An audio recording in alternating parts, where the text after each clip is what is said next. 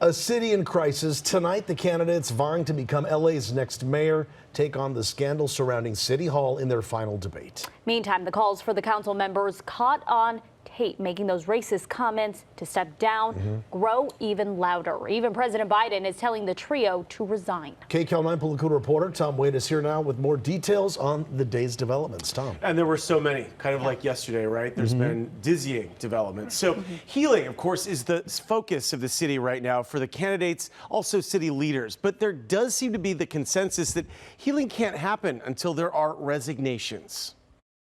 I do believe that the pressure is going to weigh on them and that they will resign. Candidate for LA Mayor, Congresswoman Karen Bass weighing in on the racist recording scandal that's consuming LA City Hall. In their final mayoral debate Tuesday night, Bass and developer Rick Caruso were asked what the council members at the center of the outrageous incident should do. Both agreed they should resign. I think that we are going to have chaos in city council until they step down. I think it's the job of the mayor to make sure we don't have chaos in city council while this is going on. The job of the mayor is to be a stabilizing force, to have leadership, have character, guided in the right direction. At City Hall Tuesday, furious community members and activists unleashed their rage. Chants demanding the resignations of the council members in question, Nuri Martinez, Kevin De Leon, and Gil Cedillo, after a recording was made public of the trio making racist slurs during a strategy meeting about redistricting. Cedillo and De Leon made brief appearances before the regularly scheduled meeting began, but they left. I'm a dad who loves his son in ways that words cannot capture.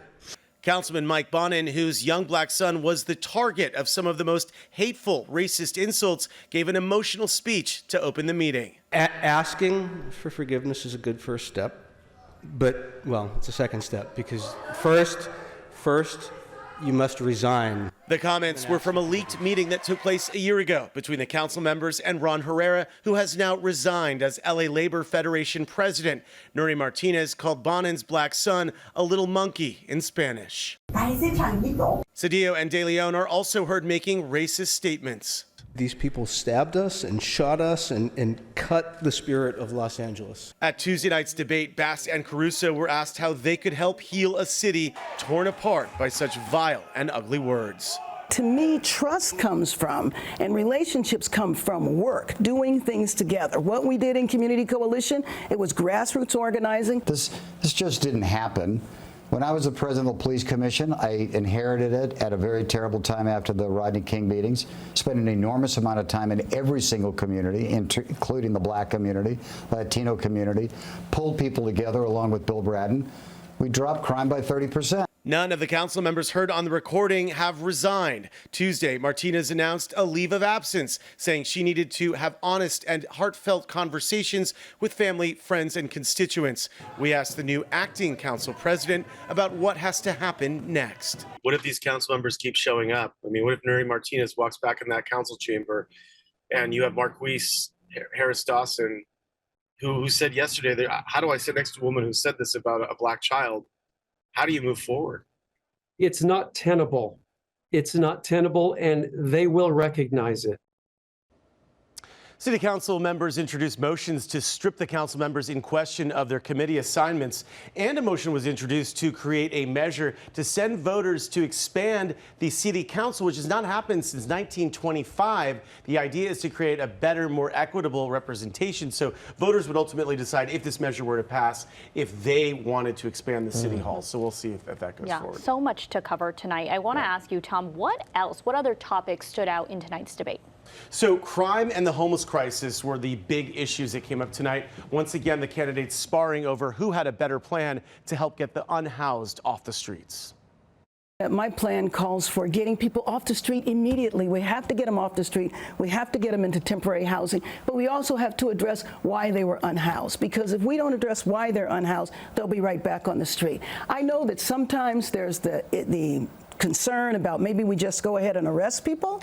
The problem with that, though, is that if you did arrest people, they're going to be in jail for 2 days. They'll be right back out on the street. I don't think anybody's prepared to give life sentences for people who are homeless. We have to build 30,000 beds. We have to build rooms, beds, shelter, comfortable, humane for everybody. not just a few, but for everybody. Bring them in with dignity, respect, give them the services they need. Every study will tell you that if you bring them off the street and in, meet them where they are, don't judge, build trust, and give them the psychiatric services, the drug addiction services.